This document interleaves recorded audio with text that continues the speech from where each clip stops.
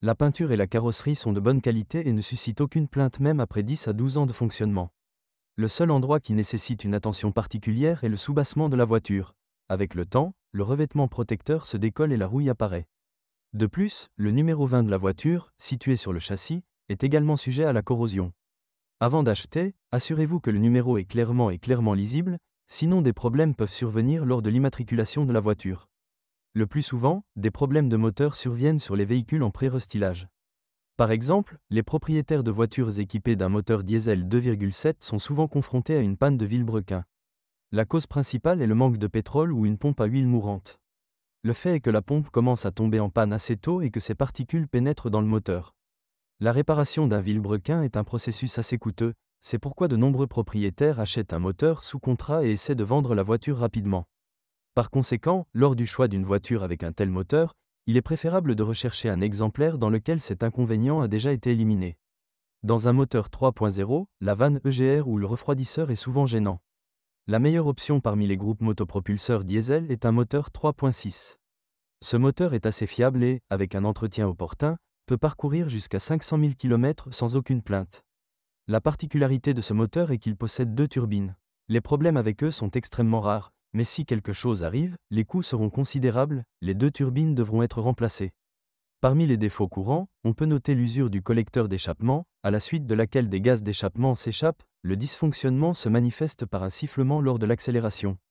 Le problème semble inoffensif, mais pour le résoudre, vous devrez dépenser environ 700 $ américains.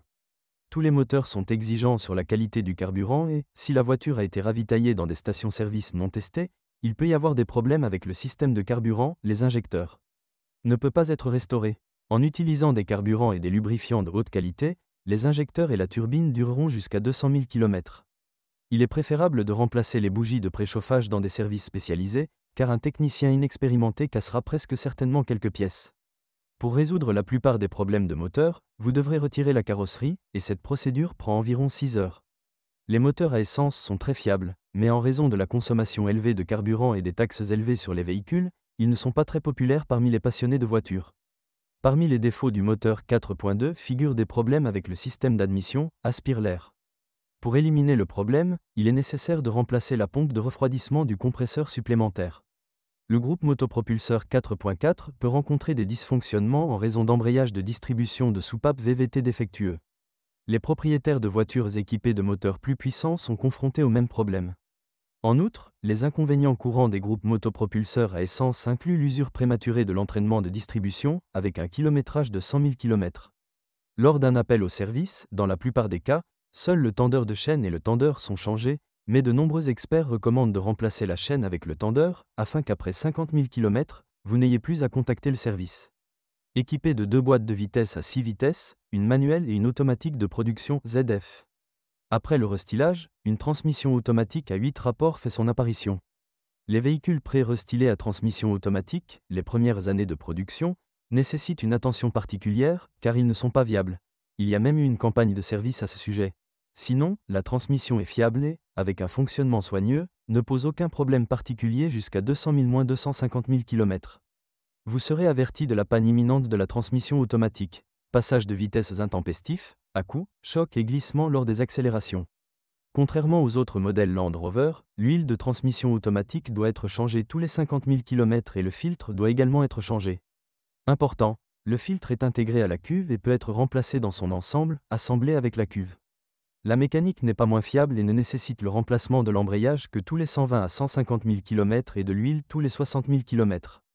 Le SUV est équipé du système de transmission intégrale Terrain Response. Ce système vous permet de sélectionner l'un des plusieurs modes, la situation correspondante sur la route.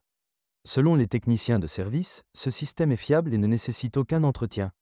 À partir de la configuration de base, la voiture peut être équipée d'une suspension pneumatique adaptative sur toutes les roues et de stabilisateurs actifs. Grâce à cela, il présente d'excellentes caractéristiques de conduite qui encouragent une conduite active, mais il présente également des inconvénients, le coût élevé de l'entretien et des réparations.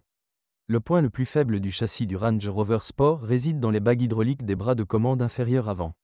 Il est très simple de vérifier leur état.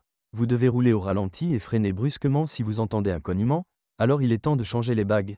Le remplacement d'une bague est un processus assez laborieux utilisant des outils spéciaux. Après le remplacement, un alignement des roues doit être effectué.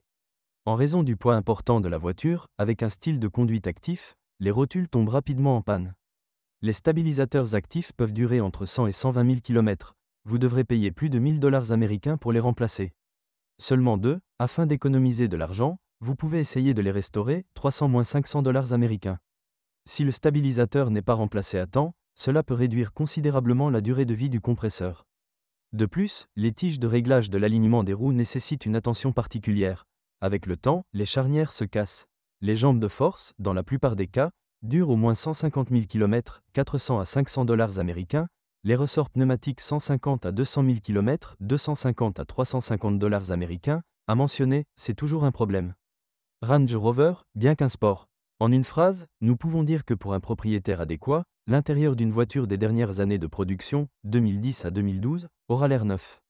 Quant à l'électrique, c'est le talon d'Achille de tous les Land Rover. Avec l'âge, le câblage et les contacts commencent à s'oxyder et à pourrir, ce qui entraîne un grand nombre de pannes et de problèmes constants. La défaillance de l'un des capteurs peut entraîner une réaction en chaîne, qui se termine souvent par le passage de la moitié des unités en mode d'urgence avec une dispersion d'indicateurs apparaissant sur le tableau de bord. Pour déterminer quel capteur est en panne, vous devrez amener la voiture dans un centre de service spécialisé. Si vous êtes propriétaire de ce modèle de voiture, veuillez décrire les problèmes que vous avez rencontrés lors de l'utilisation de la voiture. Peut-être que votre avis aidera les lecteurs de notre site lors du choix d'une voiture.